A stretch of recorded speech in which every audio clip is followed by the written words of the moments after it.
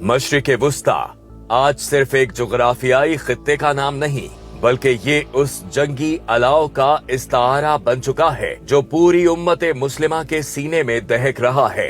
फलस्तीन की खाक पर मासूम लहू बह रहा है।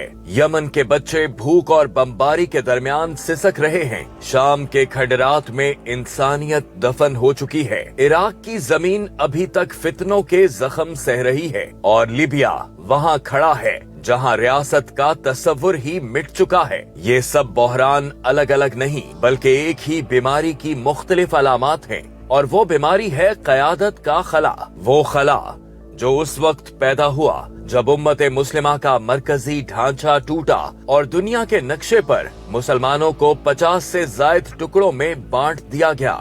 जब तक खिलाफत उस्मानिया कायम रही, मुसलमानों पर बराह रास्त इस्तेमार की यलगार मुमकिन न थी।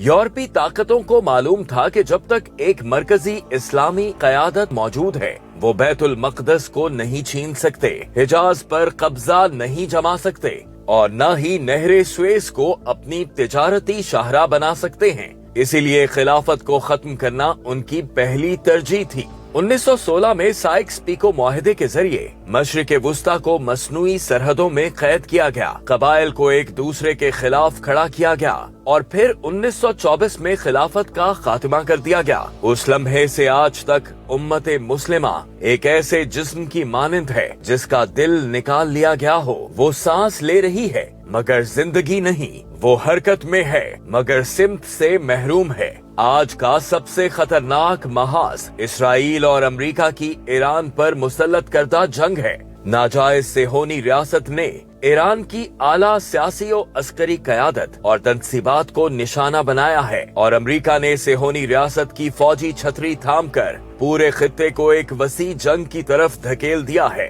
इस जंग ने साबित कर दिया कि मुस्लिम हुक्मरान तमाशाई हैं, कोई सालिस नहीं, कोई ताकत नहीं जो उम्मत मुस्लिमा की नुमाइंदगी करके मैदान में उतर सके। खलीजी रियासतें खामोश हैं, OIC बयान जारी करता रहता है और मुस्लिम दुनिया जल रही है।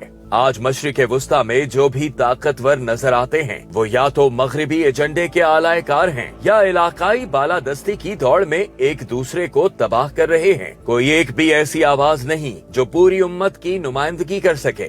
इसी खला ने सेहोनी रियासत को वो जुर्रत दी कि वो गाजा समेत मुस्लिम खित्तों को खंडर में तब्दील करती जा रही है और हम तमाशा देख रहे हैं। लेकिन तारीख बताती है कि उम्मतें मरती नहीं, वो ज़वाल पजीर होती हैं और फिर अज़्मे नौ के साथ उभरती हैं। आज अगर उम्मत मुस्लिमा अपनी असल शनाख्त की तरफ रुजू करे और खिलाफत अला मिनहाजिन नबुआ सल्लल्लाहु अलैहि वसल्लम के आहया को अपना नस्बुल ऐन बनाए, तो वो सुबह दूर नहीं जब ये उम्मत एक बार फिर दुनिया की रहनुमा बनेगी।